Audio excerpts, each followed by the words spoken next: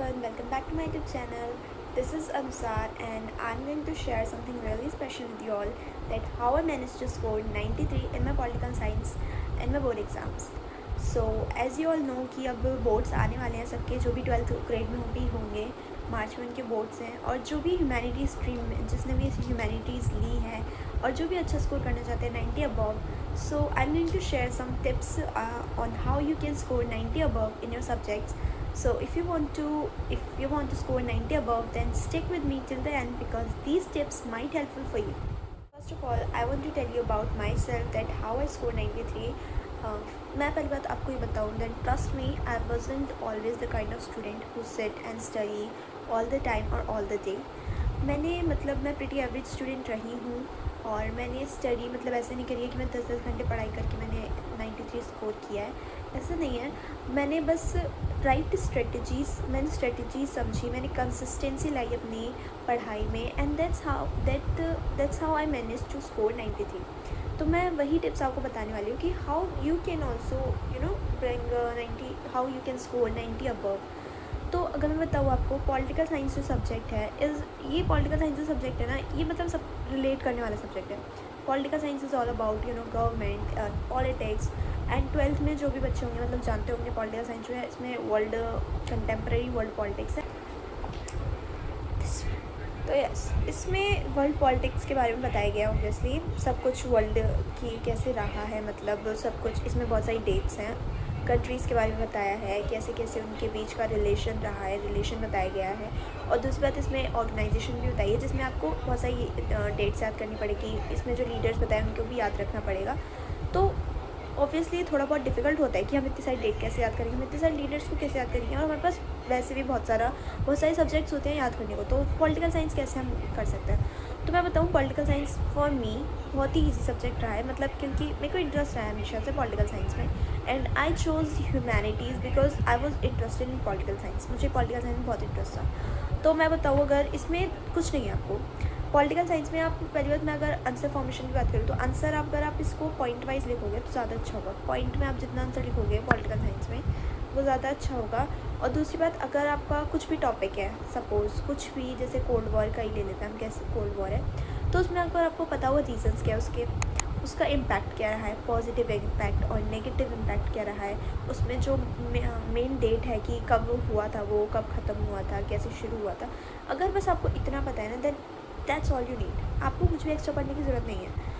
आपको जो भी अगर चैप्टर है उसको एक बार आप रीड करो, पूरी एकदम लाइन वाइज जाओ, क्योंकि उसमें हर एक चीज़ ना इंपॉर्टेंट होती है.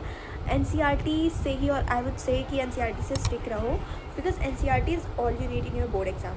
You don't have to look for another source like another writer की बुक. नहीं, NCERT is all you need, because NCERT से ही सब कुछ आता है. और आपको बस क्या करना है, जो भी चैप्टर है उसको लाइन टू लाइन पढ़ो, एक बार पढ़ लो, एंड देन उसको जब आप पढ़ रहे हो ना, उसको नोट्स बना लो. मैं शुरू से मैंने कभी नोट्स नहीं बनाया, मैंने सिर्फ बुक से पढ़ाई करी है. और मैं पढ़ती भी ऐसी थी, मैंने कभी घर पे आके पढ़ाई नहीं करी. मेरा ट्यूशन लगा होता है, मैं स्कूल में पढ़ती थी और यूट्यूब से पढ़ती थी बस. तो मैं बताऊँ तो आपको पहले तो नोट्स बनाने हैं. Okay, make notes, proper notes. एक शॉर्ट नोट्स होते हैं जो आपको अपनी अंडरस्टैंडिंग पे बनाते हो. आप एक बार चैप्टर पढ़ते हो, फिर अपनी अंडरस्टैंडिंग पे नोट्स बनाते हो. इतना आप कर लो. अगर आपसे वो भी नहीं होता है, तो आप जब चैप्टर रीड कर रहे हो तो highlight the important points, important lines, important date और जो भी इवेंट रहा है, ये सब अगर आप हाईलाइट करते हो through when you are reading, and साथ के साथ करते हो along with that, then it will be really helpful for you. जो भी आप शॉर्ट नोट बनाओगे उसमें ना मेन लिखना कि जो अगर आप थिंकर के बारे में लिखते हो तो उस थिंकर के बारे में या उस लीडर के बारे में, उसने क्या करा है, उसका क्या काम रहा है, आप उतना लिख लोगे, उस हिसाब से नोट्स बना लोगे तो आपके लिए बहुत हेल्पफुल है. और अगर आप चाहते हो कि मैं आपको अपने नोट शेयर करूँ, that comment down in comment section. Okay, तो मैं आपको बताती हूँ. बाकी दूसरी चीज़ है, आपको जो करना है, आंसर राइटिंग की प्रैक्टिस करनी है. वैसे आंसर राइटिंग की कोई खास प्रैक्टिस नहीं होती, अगर तुम्हें आता है, आंसर खुद आता है तो तुम खुद बना के लिख लेते हो एग्ज़ाम में. मैंने तो खुद बना कर ही लिखा था, मुझे बस टॉपिक पता था क्या होता है. और मैंने घर पे आके मैं इतना नहीं पढ़ती थी, मैं पढ़ती नहीं थी. पहली बात, मैं ट्यूशन में पढ़ती थी, स्कूल में पढ़ती थी. स्कूल में जब टीचर पढ़ाती थी तो मैं बस ध्यान से सुनती थी. मेरे ट्यूशन टीचर जो रहे हैं, जिन्होंने मुझे पॉलिटिकल साइंस पढ़ाई, वो बहुत अच्छे रहे. उन्होंने ही मेरी बहुत ज़्यादा हेल्पफुल करी है, हेल्प करी है मेरी पॉलिटिकल साइंस में, क्योंकि मैंने कभी इतनी पढ़ाई करी नहीं. वो जो पढ़ाते थे वो एकदम डीपली पढ़ाते थे और मेन चीज़ें पढ़ाते थे. सो आई बिलीव अगर आप चैप्टर, पहली बात मैं फ़र्स्ट ऑफ ऑल आपको बोलूँगी कि चैप्टर तो पढ़ो, चैप्टर बिल्कुल पढ़ो। एक बार आप चैप्टर पढ़ लोगे ना तो आपको पता चल जाएगा उस चैप्टर में है क्या, उसके बाद आपको समझ जाएगा। You don't need to learn और रट्टा मारने की ज़रूरत नहीं है, आपको समझने की ज़रूरत है। Because political is all about understanding, you know.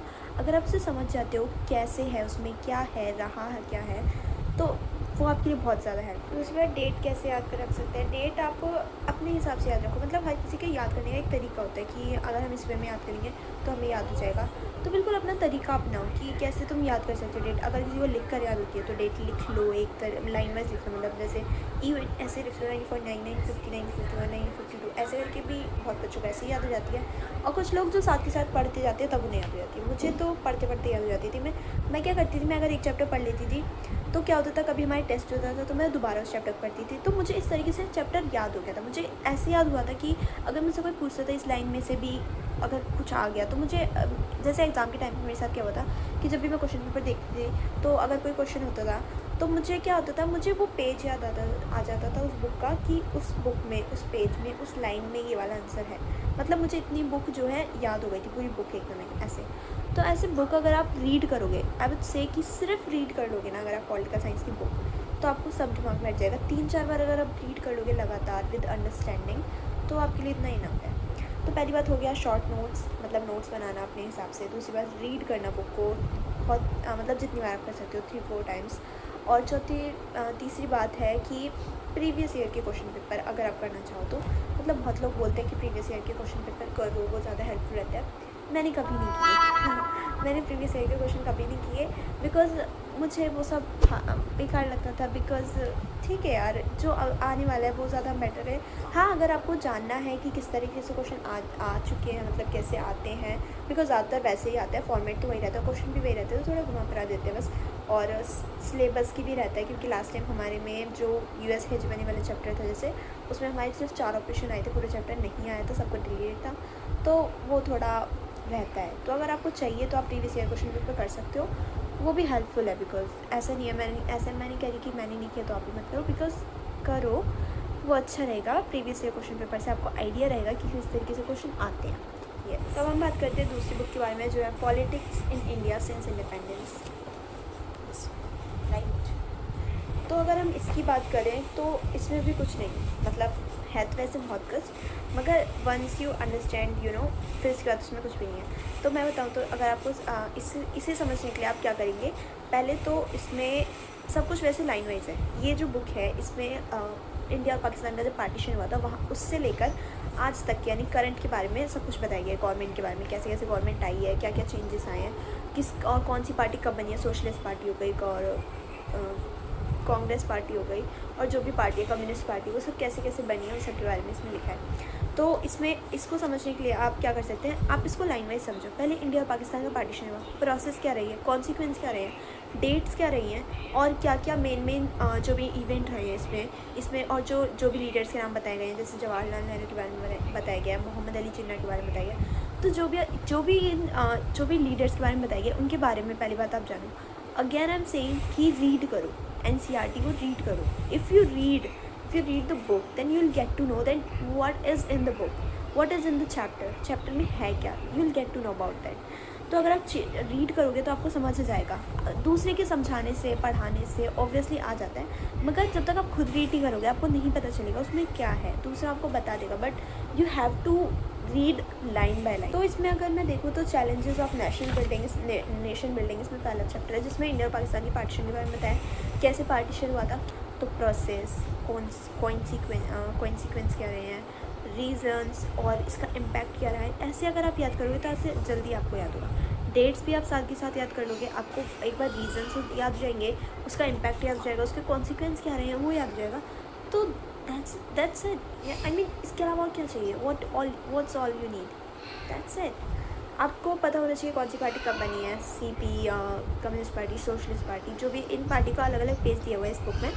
तो you just need to read the book, read that page and read line by line, तो आपको समझ आ जाएगा। और नोट्स बना लो, एक कॉपी में नोट्स बनाओ, बिकॉज नोट्स बहुत ज़्यादा हेल्पफुल रहते हैं एग्ज़ाम के टाइम के। अगर आपको बुक रीड नहीं करनी होती तो आप उन नोट्स से समझ लेते हो, और अगर आपको नोट्स नहीं बनाने तो आप बुक में भी क्या कर सकते हो, बुक में साइड में लिख सकते हो। जैसे मेरी बुक में क्या रहा है कि मैं हमेशा ऐसे ऐसे if you can see this, मैं ऐसे लिख लेती थी जब भी मैं बुक को रीड करती थी। मैंने कहा ना, मैंने कभी नोट्स नहीं बनाया, मतलब मैं अलग से नोट्स बनाती नहीं थी कॉपी में। मैं जो करती थी, मैं रीड करती थी, मैं जो मेन पॉइंट होता था उसे हाईलाइट करती थी, और जो भी इंपॉर्टेंट मुझे लगता था मैं ऐसे करके लिख लेती थी। या फिर अगर आपको स्पेस नहीं रहता है तो आप यहाँ पे स्टिकी नोट लगा के उसके ऊपर भी लिख सकते हो। मैंने ऐसे भी करा, तो ऐसे भी कर सकते हो आप। बहुत सारी चीज़ें, मतलब बहुत ईजी अगर आप करो तो आई वुड से कि रीड करो, नोट्स बनाओ, और नोट्स नहीं तो उसे हाईलाइट करो उस इम्पॉर्टेंट पॉइंट को। और इसमें जो है मेन है कि मतलब इसमें इलेक्शन के बारे में बताया गया। पहले जवाहरलाल नेहरू की गवर्नमेंट आई, फिर किसकी गवर्नमेंट आई, फिर उसके बाद किसकी गवर्नमेंट आई। अगर आप इसको लाइन वाइज याद करोगे तो आपके लिए बहुत ईजी है, और आप चैप्टर पढ़ोगे तो आपको सब समझ आ जाएगा। ओके, सो अब मैं समराइज़ कर देती हूँ वीडियो को जो भी मैंने बताया। पहला, first read the book, read the chapter, read line by line. Second you need to do is make note. Okay, notes बनाओ, शॉर्ट नोट बनाओ, और अपनी अंडरस्टैंडिंग पे बनाओ। मतलब कहीं से लो मत कि ये वाले नोट्स किसी ने शेयर कर दिए तो ये नोट ले लिए या गूगल से। No, make notes on your understanding, based on your understanding, क्योंकि वो ज़्यादा हेल्पफुल होते हैं, वो तुम्हारे वर्ड्स में होते हैं, तो तुम्हें ज़्यादा आसानी से चीज़ें अपने वर्ड्स में समझ आएगी, राइट। तो अपने शब्दों में नोट्स बनाओ। तीसरा, आई वुड से कि प्रीवियस ईयर क्वेश्चन पेपर, अगर आप चाहो तो प्रीवियस ईयर क्वेश्चन पेपर भी कर लो, बिकॉज अगर आपको वो भी आ जाएगा तो आपके लिए कुछ रह नहीं जाएगा। मतलब आपके लिए 90 अबव स्कोर करना बहुत ही ईजी हो जाएगा। Previous year question paper and answer writing if you want to do, I would say like answer writing में ऐसा कुछ होता नहीं है। You need to political science में आपको जो भी करना है, बस उसके रीज़न कॉन्सिक्वेंस क्या है, इम्पैक्ट क्या है, क्योंकि एग्ज़ाम में यही होता है। वो जो भी आपसे क्वेश्चन पूछेंगे आपको अगर आप उसमें लिख दोगे उसका रीज़न क्या था, क्यों हुआ था वो इवेंट, उसका क्या इम्पैक्ट पड़ा था, लोगों पर क्या इम्पैक्ट पड़ा था, क्या पॉजिटिव इम्पैक्ट था, क्या नेगेटिव इम्पैक्ट था, कब वो हुआ था, इतना अगर आप बता देते हो एग्ज़ाम में तो बस आपको 90 अबव लाइन से कोई भी नहीं रोक सकता, बिकॉज इतना ही पूछना जाता है। उसमें जो भी जितना भी लॉन्ग आंसर होगा उसमें इतना ही पूछना जाता है। All you need to write is reasons. Again I am saying, read the book, read line by line, that's all you need to do. So that's it for today's video. Like इतना ही था मेरे पास बताने को। I know मैं अच्छे से नहीं बता पाई होंगी, नहीं अगर आपको समझ आया, so I am sorry for that, but I tried my best कि मैं आपको अच्छे से बता पाऊँ। And if you have any more suggestion तो comment below in the comment section. And अगर आपको कुछ मुझे एडवाइस देनी है, कुछ सजेशन देने हैं तो आप मुझे बता सकते हो। अगर आपको कोई किसी तरह की हेल्प चाहिए मुझसे, so again comment below in the comment section, and thanks for watching. I'll bring another video on history as well. So yes, thanks for watching.